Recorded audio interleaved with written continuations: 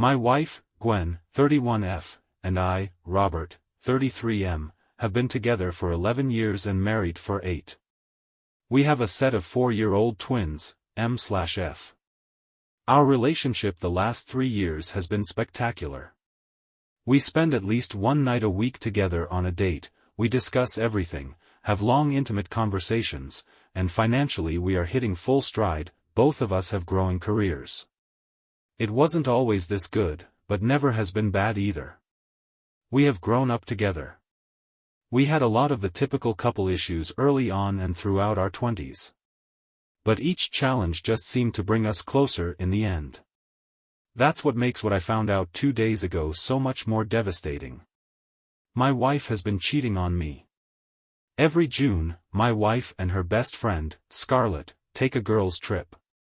It's been a tradition they've done since they were 18. It's nothing crazy, they usually just pick a nearby touristy town and spend the weekend shopping, or laying by a pool, or doing spa treatments. Nothing too over the top. She has this year's trip already booked and it's in just a couple of weeks. The other day, I was looking at our bank account app, and it wanted some mandatory info verification for privacy's sake. I clicked the button and it went into 2-step authorization. Clicked OK and it said it had to send me a code via text, but it's my wife's phone tied to the account. I begrudgingly got up and went and found her phone. I would normally ask, but she was napping and I didn't want to wake her. I picked the phone up and hit for the code to unlock since it obviously wasn't going to recognize my face. I know the PIN, it's the same thing she uses for everything. Once unlocked she has Snapchat open, and there's a message from her BFF in the chat. It says, "Are you really going to go through with it?" A sense of dread washed over me. I really had no reason to feel this way, but something about the question just felt so off. I thought hard about how my wife would respond, and typed back, "Why wouldn't I?" Scarlett responded, "I'm just saying, 2 guys at once is pretty intense." My heart dropped, I couldn't believe what I was seeing. Knowing I couldn't keep the charade up, I stopped responding and began looking through the snaps. There were 2 guys I vaguely recognized as being from my wife's past. Unfortunately, it's Snapchat, so when I clicked on them there was nothing there. I went into her phone deeper. Nothing in her texts or email. I looked through a oddly named folder and in it is WhatsApp. Here are the messages I was looking for. Her messaging with her old HS boyfriend, Donald 31M, making plans for their upcoming girls' trip. No smoking gun, no pics, but definitely flirty. Definitely making plans to meet at the hotel, and definitely planning on him bringing his college roommate, who was also my wife's second boyfriend, John, 32M. I couldn't believe she would do this. I was also wondering how long this has been going on. There are not a lot of messages, but I could tell that this won't be the first time Donald has joined her on the girls' trip. I knew since Scarlett would figure out that I sent that last response, I had to confront my wife when she awoke. When she finally awoke, some grueling 45 minutes later, she immediately picked up her phone. She didn't even notice me sitting in the chair in the corner of our room. After looking at her snaps, and sending a few back to Scarlett, she finally put 2 and 2 together and realized I had been on her phone. She looked over and finally noticed my presence. Her first words, said in a very aggravated tone, were, "Did you go through my phone?" Before I could even get a word out she starts laying into me about invasion of privacy. I became immediately engaged. How dare she blame me for anything? I tell her I know she is cheating, that she's talking to Donald and John, and that her and Scarlett's trip is just a cover. At first she tries to deny everything. Tries to gaslight me.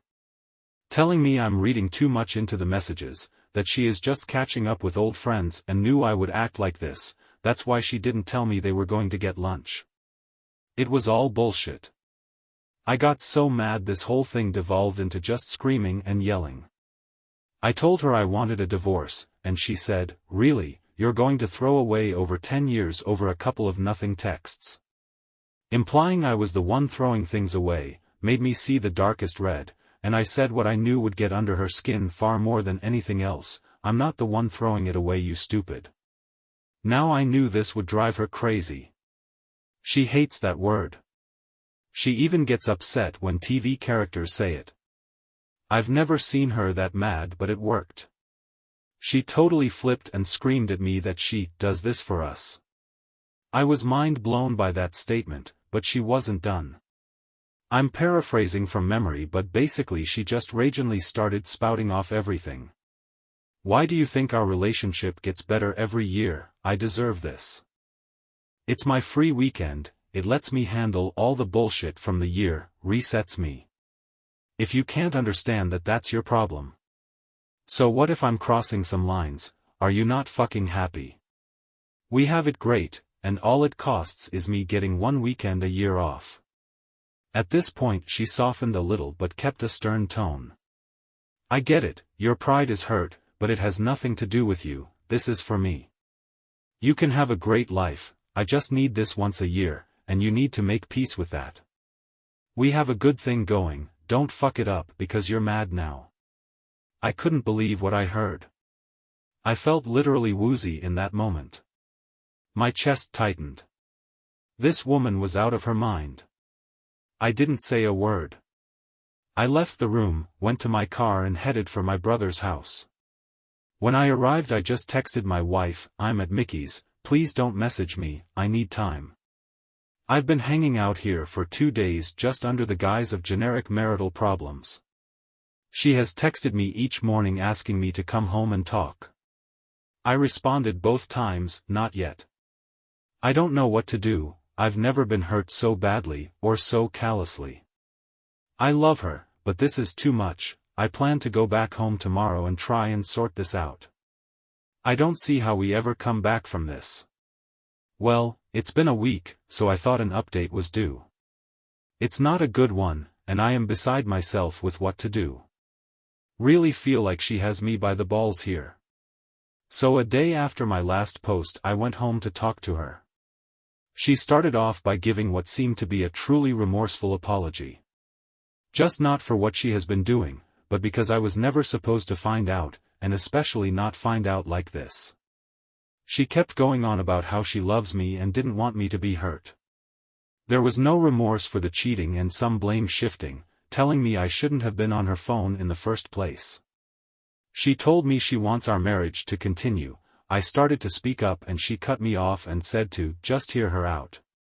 She began this like prepared list of reasons we shouldn't divorce. I can't remember all of it, but there were basically 3 reasons and all these sub-reasons that backed them up. 1. The twins, we don't want them growing up in a broken home. They are so young and this is what they know. Neither of us wants to see them half the time. This was the only reason that I consider even remotely valid. 2. Our relationship is actually great. We complement each other, have so much fun together, rarely ever argue, and when we do it's more a discussion. We indulge each other's likes. We have sleep often. Just on and on. Up until a few weeks ago I would have agreed with all this completely. I tried pointing out that infidelity kind of negates all that. This is where I could see she felt no remorse and I could tell she believes all her own bullshit. She said the girls' trip is what makes all this possible.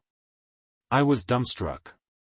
She went on to say her yearly trip allows her to get all of it out her system. It's the reason she can be all these great things all year long.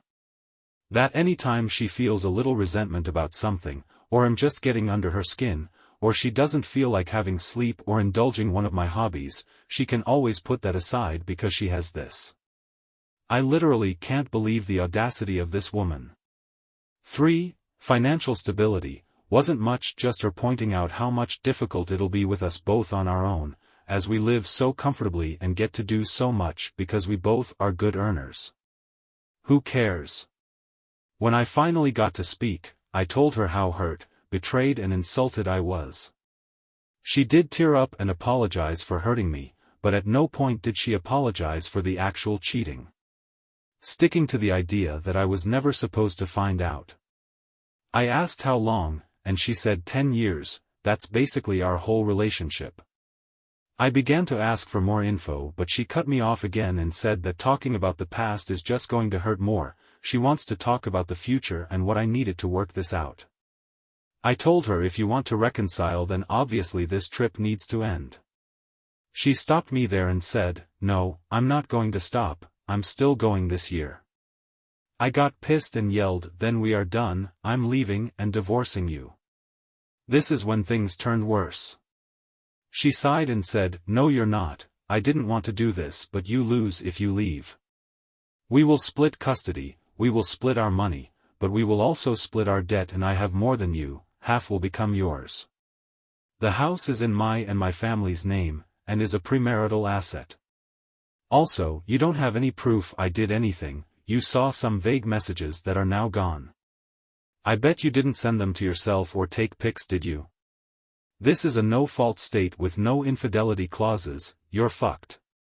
I'll be really devastated to be without you, I don't want you to think I don't love you, but I'll move on, here in this house, with more free time.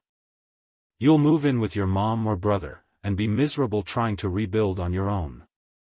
I felt so defeated in that moment, and she could tell. I sat there just wishing I could disappear. Gwen, seeing the collapse, moved in to comfort me, and I just let it happen and didn't respond at all. She started talking again saying, "Let's just go back to the way things were, you can keep your life, I hate seeing you like this and will do everything to make you happy, you can tell yourself whatever you want for the 2 days a year I'm gone." It wasn't until the first night that she realized Scarlett had invited a classmate to meet her at the hotel. She was going to be joining him in his room. At that point Gwen said she had some serious FOMO, and while they were out at a local college bar, she picked up a guy. Apparently she picked right and kept him on retainer for the rest of the weekend. This is when Gwen went into a whole monologue reminding me about how she is all year long, but especially after she returns from the girls' trip. It's not untrue, she has always been super attentive and sexual for weeks after, that starts the second she gets back each year.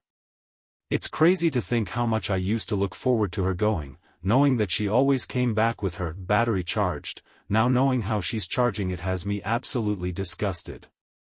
I asked, "So how did we get to you having an affair with your HS boyfriend?" She said, "It's not an affair, we sleep one weekend a year, and message a little bit leading up, that doesn't make it an affair." But to answer your question, after the first couple years of random guys worked out, the next 2 years didn't, so I decided to do what Scarlett does and invite someone. The first time was a client and it went great.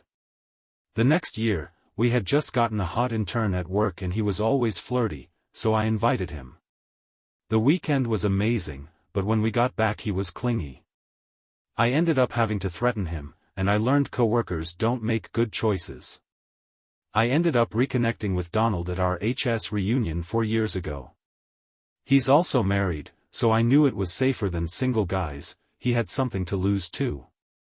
Don and John are still best friends. John is also married, being with 2 at once has been a fantasy for a long time, so I figured why not, and just asked.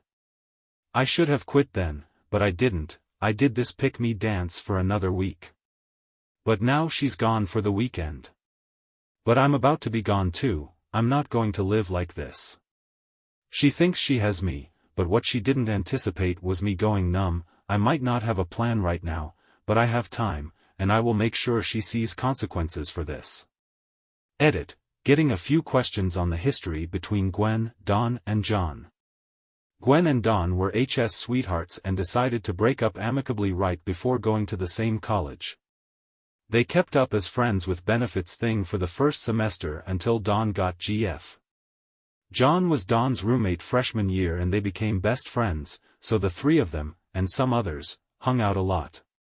When Don got his GF, John asked if it was cool for him to pursue Gwen, and Don had no qualms with that and they all kept hanging out until John and Gwen broke up after about a year. Shortly after that I came into the picture and she lost touch with both of them until the HS reunion. 1 year ago. I know everyone wanted me to just divorce and move on, and I would have loved to, but I also needed her to have consequences. It took me months of researching and planning, but when I was ready I was going to make her pay for her callousness. I knew I couldn't do scorched earth. Between my state's laws, custody, the fact we both have good jobs, dumpster fire was going to be the best I could pull off. But you know what, dumpster fire was good enough. I'll never forget the look on her face. When Gwen got back from her girls' trip, she tried to be her usual loving self, tried to initiate, tried to tell me about it, WTF. I played like a broken man while rejecting her. I slowly loosened up this facade, making it seem more and more like I was getting back to normal, and gradually allowed more of her affections. My whole goal was just for her to have a sense of security. I still remembered the threats she made right after D-Day. And I'll never forget her telling me I would be the loser in all of this no matter what. Well, I wasn't going to lose, she was. Her biggest flaw was complacency. She expected everything to just tick on as normal, and she was in way too much fog to even think I would pull the shit I did. My first plan was to hurt her financially. Not a ton I could do here, but I did empty our joint savings account. I then used that money to pay off my debts, notably the car that was in my name. I also hired myself a lawyer and got him to draft papers. Right at the end I used a decent chunk to put a deposit and first months on a rental house. I figured timing everything up just right to ruin next year's girls' trip was ideal. Over the last year I have been slowly collecting any and all evidence of infidelity I could on Scarlett, Dawn, and John. With the cat being out of the bag, my wife was so much more lax with her phone. Before, she was somewhat guarded with it, not suspiciously as I always respected her privacy for the most part, but usually she was extra guarded in the months leading up to June. Now, since she thought I was so beaten down I guess, she would just leave it laying around when she showered or slept. This allowed me to get screenshots, pics, and send them to myself. I discovered Scarlett wasn't just hall-passing the girls' trip, she was having a full-on affair for years. The two guys I got enough to raise suspicion with a concerned spouse, especially if there were other red flags in the relationship. So we finally got to the week leading up to this year's girls' trip. She was going to leave on Friday. Unfortunately for her, on Wednesday the foreclosure notice on the house came. She came up screaming at me asking why I stopped paying the mortgage and how this is going to destroy our credit. I took that moment to remind her that it wasn't my house, my name wasn't on it, she should remember she's the one that pointed that out last year. Needless to say, she was extremely pissed. She was raving. She was extra pissed when she went to check the savings and found out it was empty. For a few moments there she thought she was going to hit me. She probably would have had I not been filming this whole fiasco as it went down. The best part was she had to call her parents to cover the cost of stopping the foreclosure. Which I found hilarious. She put her dad on speaker, who began ripping into me, talking about his name is still on it, and finally yelled, "Why the fuck would you do this?" I simply replied, "Because your daughter likes to sleep other guys." She screamed at me, "You are such a fucking asshole." She turned at that point and went out of the room to deny what I just said. Which couldn't have been more convenient. I took the chaos as my cue to send the infidelity evidence I had collected to the other spouses. Feeling content in my efforts so far, I went ahead and scooped the twins up and headed for my mother's house. We had a nice time. Gwen was blowing my phone up about the house. It was unfortunate she figured out I had stopped paying on her car too, it likely would have gotten repoed any day. The craziest part was she just could not fathom why I would do this. Kept asking me, wasn't she good enough? How could I do this? Why am I being so cruel? When I finally responded, it was because I came to realize just how far gone she was literally the definition believing your own bullshit. I told her, "You cheat on me every year, you were gonna do it again. Why would I stay with you, why would I help you or support you, you have lost your goddamn mind." She fired back in all caps, "I do that for US." I finally had my clear admission of cheating. I turned my phone off for the rest of the night. I returned home after work the next day. She confronted me right at the door. I apparently ruined Scarlett's marriage. Samuel had left and told her he wanted a divorce. I guess she is especially fucked because they had a prenup, don't really know the details on that. Gwen had also gotten an angry and threatening call from Don's wife, so I guess everyone got my emails. Well, not totally sure, no word from John yet. She clearly wanted to fight with me when I got there, but I wasn't having it. I've had a year to process the loss of this marriage, I'm done. When I pulled out the divorce papers and served her, she melted into the floor, totally defeated. I had no comfort to give, I just gathered my go bag and returned to my mother's. That was a week ago. She has been begging me to come back, to work this out. She is finally promising to stop the girls' trip. But it's definitely too little too late. I got her together enough to work out a custody situation for the twins. That's really all that matters. As long as we can raise two decent humans, I'll be happy to co-parent. As for me, I feel like a new man. I got into the house while she was gone and got more things for my new house. I bought the twins new rooms with some money I had been setting aside to do so. The divorce will take time, I'm worried she will contest it, but I'll cross that bridge when it comes. For now I'm just going to try and enjoy each day, and maybe plan a boys' trip. I can't believe 8 years have gone by. I had all but forgotten about my posts when I hit the Facebook Reels and a robot voice started reading my story to me. That got my feeling nostalgic, and I decided to give an update for you lifelong Redditors who might remember me. Donald's wife Leslie went absolutely nuclear. She was a Psalm, and when she got my email I guess it was the confirmation of her suspicions. After initially lashing out at Gwen, I guess she realized Don was the real villain in her story. She dug in at that point and found other affairs, as well as thousands of dollars spent on OnlyFans over the years. She got the right judge for her and Don was ordered to pay alimony and child support. And if that wasn't enough, she then aired all of this on social media the second the divorce went final. It was quite entertaining. I have only the vaguest idea about what happened to John. Gwen told me all his socials went dark right after I messaged his wife. About 2 years ago he popped up again on my friend's suggestions on Facebook. I clicked on his profile and he appeared to be single and living about 1,500 miles away. Scarlett was divorced immediately. She also cut out Gwen blaming her for being found out. If they didn't have so many other mutual friends and acquaintances I'd probably be in the dark, but instead have the whole pitiful story. Her prenup had an infidelity clause, so she was only entitled to a quarter of what would have been standard in a divorce. He also figured out who her AP was and outed him to his wife. That led to their divorce. Scarlett and the other guy apparently went official after this, and she ended up pregnant about a year in. Surprise, surprise, they are miserable. He still cheats just now on her instead of with her. She has put on a lot of weight and those mutual friends report she is just a shell of her former self but won't leave because this has to work or it was all for nothing. Now to Gwen. She did try to contest the divorce at first, but that didn't last long and she signed off.